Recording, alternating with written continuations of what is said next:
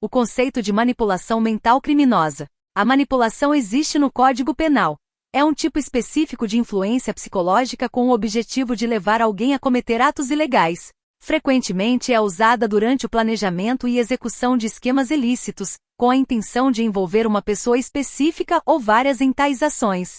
Manipuladores podem explorar emoções ou recorrer à chantagem. Mas o que acontece quando um duo criminoso é composto por dois manipuladores, cada um acreditando ser mais inteligente e dominante que o outro? O caso de uma jovem chamada Lisa Paspalakis de Costa Fotopoulos chocou a pacata cidade turística de Daytona Beach, no condado de Volusia, Flórida. Em novembro de 1989, ela foi baleada na cabeça enquanto dormia pacificamente em sua cama. O atirador foi morto pelo marido de Lisa na cena, impedindo de fugir. Parecia um caso claro. O agressor estava morto e o marido da vítima era um herói. No entanto, a história era bem mais complexa. Durante a investigação, as autoridades descobriram outro incidente fatal, além de um plano sinistro envolvendo dois cúmplices, cada um com motivos ocultos e a crença de que poderiam escapar da justiça. Quem eram Lisa Paspalakis e Costa Fotopoulos? Lisa F. Paspalakis veio de uma família rica de imigrantes gregos.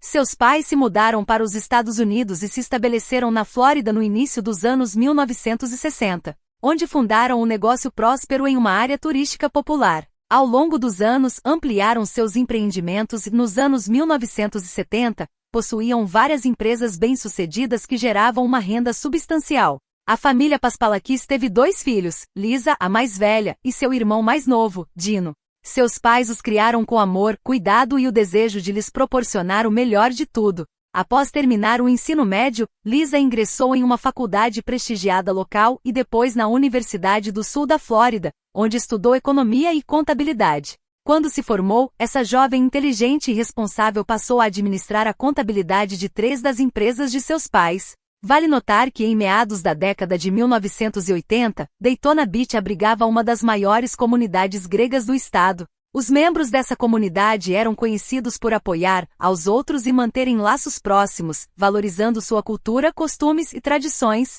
transmitindo-os à próxima geração. Costa Fotopoulos, por outro lado, nasceu e foi criado na ilha grega de Euboea, em uma família de classe média. Após concluir o ensino médio, conseguiu, com a ajuda de parentes e membros da diáspora grega, imigrar para os Estados Unidos, onde continuou sua educação em uma universidade na Flórida. Costa era descrito como ambicioso, confiante e ousado, alguém que adorava ser o centro das atenções. Ele tinha carisma natural e habilidades de liderança, e estava determinado a viver uma vida glamourosa de alta sociedade. Um casamento arranjado pela tradição. Quando Lisa completou 20 anos, seus pais começaram a procurar um parceiro adequado para ela. O conservador casal Paspalakis queria que sua filha se casasse dentro da comunidade, considerando apenas homens gregos como possíveis genros. Esse costume antigo de os mais velhos encontrarem parceiros para seus filhos ainda era comum em comunidades gregas, e Lisa não se opôs. Costa, alto, atraente e bem-educado, parecia o candidato ideal para a família Paspalakis. Na época, ele já era bem conhecido em Daytona Beach, construindo seu próprio negócio e desfrutando de popularidade significativa entre as mulheres. Devido à sua boa aparência, inteligência e charme poderoso, o jovem casal aceitou a escolha de seus pais. As famílias organizaram um casamento luxuoso e garantiram que os recém-casados tivessem tudo de que precisavam para uma vida confortável juntos. Embora fosse um casamento arranjado, o casal parecia genuinamente feliz, uma perda na família e mudança de residência. No outono de 1988, o pai de Lisa faleceu repentinamente, um golpe devastador para a família. Lisa não suportava deixar sua mãe enlutada sozinha, então ela e Costa mudaram-se para a casa dos pais dela. A propriedade era uma mansão espaçosa com uma ala ocupada pela viúva, senhora Paspalakis, e seu filho Dino, enquanto Lisa e Costa se estabeleceram na outra ala. Essencialmente vivendo sob o mesmo teto, eles ainda tinham sua privacidade, pois cada parte da casa era autossuficiente, oferecendo todo o conforto necessário. Novo negócio e associados suspeitos. Na parte sul de Daytona Beach, havia um bar de propriedade de Tony Calderone. Embora fosse relativamente pequeno, era um local popular, e Tony era um empresário habilidoso, que sabia como atrair clientes. No entanto, ainda não tinha capital suficiente para expandir seus empreendimentos. Foi então que Costa o procurou com uma proposta de parceria para abrir um novo estabelecimento juntos. Calderone tinha experiência em tais empreendimentos, e Fotopoulos estava disposto a investir uma quantia significativa no negócio conjunto. No início de 1989, os dois abriram o bar chamado Top Shots Pool Hall. Curiosamente, Costa usou recursos da família de sua esposa para isso, já que ele não tinha economias próprias. Tudo o que havia ganhado anteriormente foi gasto em entretenimento, luxos e armas de fogo, pelas quais ele tinha uma fascinação particular. Top Shots Pool Hall rapidamente se tornou o local mais popular no calçadão de Daytona Beach, atraindo turistas e moradores todas as noites. No entanto, no final dos anos 80, Daytona Beach não era exatamente segura à noite. A área abrigava vários andarilhos e jovens fugitivos que cometiam pequenos furtos e podiam causar problemas. Autoridade sobre jovens de rua. Surpreendentemente, Costa conseguiu controlar a situação, ganhando respeito e estabelecendo autoridade sobre esses jovens de rua. Eles não só evitaram causar problemas para o bar e seus clientes, mas também começaram a realizar pequenas tarefas para os proprietários em troca de uma pequena quantia em dinheiro. Essencialmente, Costa estava empregando o trabalho desses jovens fugitivos, que assumiam os trabalhos mais difíceis e indesejáveis. Ele conseguiu incutir uma mistura de medo e admiração neles, ostentando sua suposta riqueza e influência e alegando ter conexões tanto em círculos políticos quanto no submundo do crime. Os jovens sem rumo nas ruas acreditavam nas histórias que ele contava, especialmente porque ele prometia ajudá-los a prosperar se o ouvissem e seguissem suas instruções. Charme enganador. Na primavera de 1989, uma jovem de 20 anos chamada Dedra Hunt chegou a Daytona Beach. Vinda de uma pequena cidade do interior de New Hampshire, ela cresceu em uma família pobre e problemática e essencialmente fugiu assim que teve oportunidade. Ela seguiu em direção ao sul, atraída pelo oceano quente, e estava disposta a aceitar qualquer tipo de trabalho que encontrasse. Dedra tinha uma aparência marcante e incrivelmente atraente, uma figura esbelta e um charme que enlouquecia os homens. Ela estava ciente de seu poder de sedução e sabia como usá-lo a seu favor. Era fácil para ela iniciar romances, mas seus amantes raramente buscavam algo sério com ela. A jovem beleza entrou no Top Shots Pool Hall e foi imediatamente contratada como garçonete. Sua função era servir os clientes vestida com um biquíni de praia minúsculo, mas isso não a incomodava nem um pouco. Ela se sentia confortável e confiante na roupa reveladora, flertava com os clientes e ganhava excelentes gorjetas. De fato, a popularidade do bar aumentou notavelmente após a chegada de Dedra. Romance com o diabo. Costa foi instantaneamente cativado pela jovem garçonete e começou a demonstrar afeto por ela. Dedra logo deixou claro que estava aberta a um romance no local de trabalho com o chefe. O relacionamento deles progrediu rapidamente, embora tentassem mantê-lo em segredo para evitar fofocas e escândalos. Costa arranjou para que sua nova amante ficasse em um confortável quarto de hotel perto do Top Shots Pool Hall. Ele cobria suas despesas, enchia-a de presentes, comprava roupas elegantes e a levava em viagens de iate para o mar aberto, onde não poderiam ser vistos. Eles passavam muito tempo juntos, mas sempre escolhiam lugares onde Costa era desconhecido, minimizando as chances de encontrarem alguém familiar. Desconfiança de Lisa. Lisa, sendo uma jovem perceptiva, rapidamente percebeu que seu marido estava tendo um caso e não acreditou em suas desculpas esfarrapadas. No entanto, ela não tinha provas concretas de sua infidelidade e não sabia quem era a outra mulher. Isso mudou em 20 de outubro de 1989, quando uma amiga próxima informou que vira Costa com uma jovem que parecia trabalhar em um bar no calçadão. A esposa traída imediatamente deduziu quem era a amante e naquela mesma noite, confrontou Costa em uma conversa séria e desagradável. Lisa o confrontou dizendo que sabia sobre o caso e conhecia a identidade da mulher. Ela exigiu que ele terminasse o relacionamento imediatamente antes que se tornasse público e envergonhasse a família. Caso contrário, ela ameaçou pedir o divórcio, expulsá-lo da luxuosa casa pertencente à sua família, tomar o carro, retirar todos os benefícios financeiros e ir ao tribunal para recuperar o dinheiro que ele usará para abrir o bar, dinheiro que vinha dos parentes dela. Costa fingiu entender, reconheceu seu erro e expressou arrependimento sincero. Ele prometeu romper com Dedra e fazer as pazes com sua esposa. Plano sinistro. Durante as semanas seguintes, Costa interpretou o papel de marido perfeito, tentando acalmar Lisa e induzi-la a uma falsa sensação de segurança. Na realidade, Costa estava apavorado com a possibilidade de perder o que possuía e ser cortado dos bens e contas da família Paspalakis.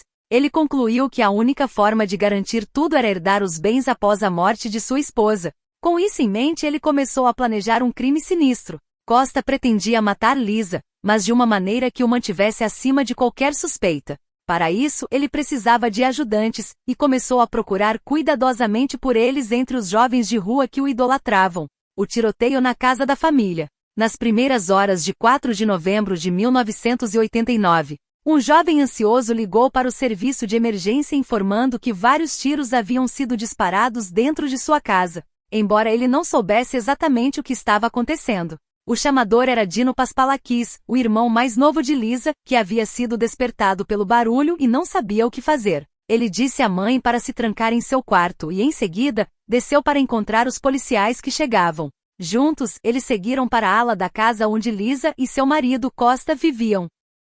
A cena do crime. Quando os policiais chegaram ao quarto, encontraram uma cena assustadora. Na cama, deitada em uma poça de sangue, estava Lisa, com um ferimento de bala na cabeça. Costa estava segurando-a desesperado, pedindo aos policiais que salvassem sua esposa. No chão, próximo à cama, estava o corpo sem vida de um jovem, de bruços, com várias marcas de tiros e um revólver ao seu lado. Outra arma estava na mesa de cabeceira, ao lado da cama. Segundo Costa, enquanto ele e sua esposa dormiam, um intruso, provavelmente um ladrão, invadiu o quarto e atirou em Lisa na cabeça. Ele alegou que o invasor não teve chance de escapar, pois Costa, acordado pelo barulho, pegou uma arma que guardava na mesa de cabeceira para autodefesa. Ele disparou 5 tiros contra o intruso e, por fim, deu um tiro final na cabeça do jovem. Costa afirmou que, na escuridão e confusão, ele mal conseguia entender o que estava acontecendo e que agiu instintivamente para proteger sua casa e sua esposa. Somente após derrubar o invasor ele percebeu que Lisa estava gravemente ferida e sangrando. Felizmente, Dino havia chamado a polícia rapidamente, e os policiais e socorristas chegaram em poucos minutos. De herói a suspeito. Lisa foi levada ao hospital em estado crítico, mas logo os médicos informaram que ela sobreviveria. Curiosamente, a reação de Costa à notícia foi estranha. Ele contatou seu advogado imediatamente e pediu ajuda para evitar qualquer acusação relacionada ao incidente.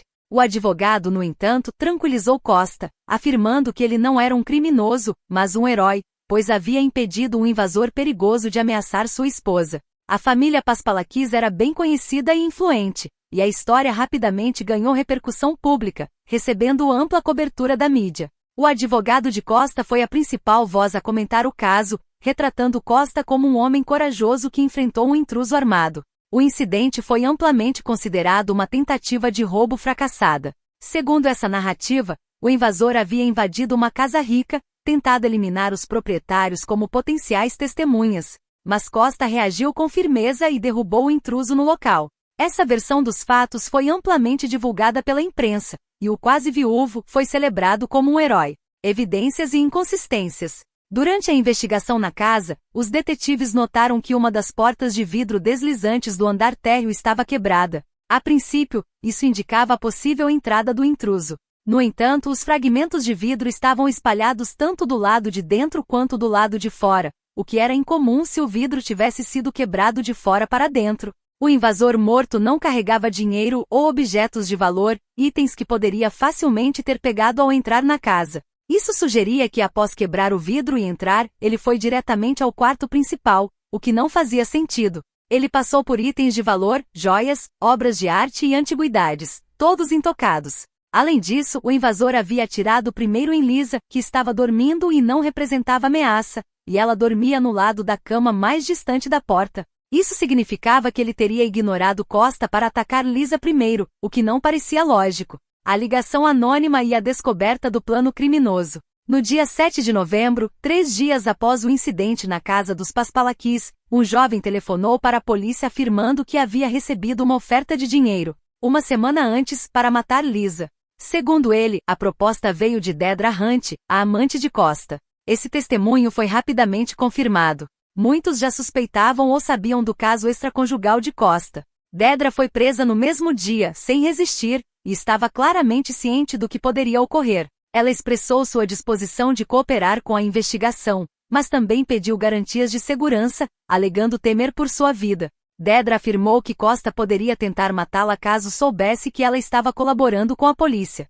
Ela confessou que o caso com Costa havia começado no verão anterior. Embora soubesse que ele era casado, isso não a incomodava, pois ele prometera uma vida glamourosa juntos, o que só seria possível se Lisa não estivesse mais no caminho. Como resultado, Costa herdaria os bens da esposa e receberia um grande pagamento do seguro de vida. Tentativa de homicídio falha. Dedra se encarregou de encontrar um assassino de aluguel e, após algumas tentativas fracassadas, contratou Brian Chase, um jovem de 18 anos, prometendo-lhe $5.000 pelo trabalho. Ela também entregou a ele um revólver, dado por Costa, e o instruiu sobre como entrar na casa. A primeira tentativa estava marcada para o dia 2 de novembro, mas o jovem inexperiente conseguiu entrar apenas na terceira tentativa. Nos 2 primeiros dias, ele havia sido assustado por um carro que chegará a uma casa vizinha e, em seguida, quase quebrara o vidro de forma desajeitada, fazendo muito barulho. Na terceira noite, Costa, cansado das falhas, quebrou o vidro ele mesmo, deixando os estilhaços espalhados do lado de fora para parecer uma invasão. Brian então conseguiu entrar e, seguindo as instruções, foi direto ao quarto principal. Ele tinha 5 balas no revólver e deveria atirar diretamente na cabeça de Lisa enquanto ela dormia. Contudo, após o primeiro disparo, a arma travou. Nesse momento, Costa pegou outra arma e atirou no assassino de aluguel, matando-o. A verdade sombria por trás do assassinato. Quando a polícia interrogou Dedra, mais segredos perturbadores começaram a emergir. Ela revelou que algumas semanas antes da tentativa contra Lisa, ela e Costa haviam cometido outro crime hediondo contra um jovem chamado Mark Kevin Ramsay, de 19 anos, que era sem teto e confiava em Costa. O casal criminoso atraiu o jovem para uma área deserta, convencendo-o a participar de um ritual de iniciação, onde ele seria amarrado a uma árvore. Após amarrá-lo, Costa entregou uma arma com silenciador a Dedra e ordenou que ela o matasse. Costa recuou e começou a filmar a cena, capturando tudo em vídeo. Dedra relatou que, embora estivesse com medo de Costa, seguiu suas ordens e disparou 3 tiros no peito de Mark, finalizando com um tiro na cabeça. Ela levou os detetives ao local onde o crime havia ocorrido, e o corpo de Mark foi encontrado em estado de decomposição, amarrado à árvore, exatamente como ela havia descrito. Os investigadores acreditaram que Costa usará esse crime para ter uma forma de controle sobre Dedra,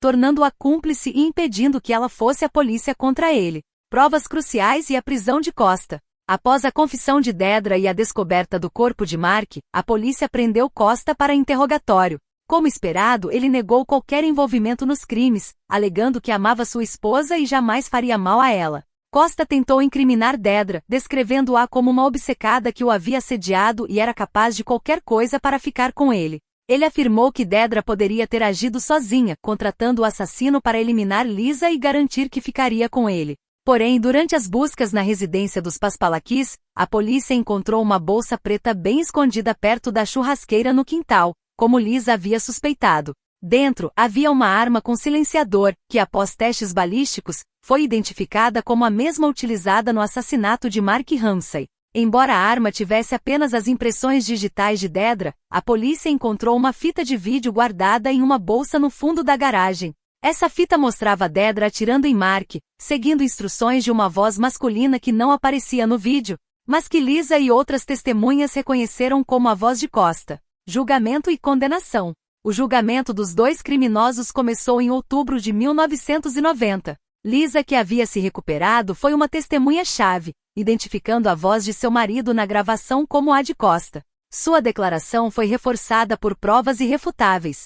Dedra alegou que Costa a havia ameaçado para que cometesse o assassinato de Mark, mas a gravação não mostrava sinais de que ela estivesse amedrontada. Em vez disso, ela até pediu que a luz fosse direcionada para o jovem amarrado, facilitando o ato. Costa, por outro lado, manteve sua versão de que era inocente e que Dedra havia tramado para destruir sua vida. Ele afirmou que houve um intruso em sua casa e que apenas estava se defendendo, mas a evidência da fita gravada para chantagear Dedra o colocou em uma posição indefensável. Em 25 de outubro de 1990, ambos foram condenados por conspiração e assassinato premeditado de Mark Ramsay, além da tentativa de homicídio de Lisa. Costa também foi condenado pela morte do jovem Brian Chase, o assassino contratado. O casal criminoso foi sentenciado à morte na cadeira elétrica. Em 1995, a sentença de Dedra foi revista, e sua pena foi comutada para prisão perpétua sem possibilidade de liberdade condicional.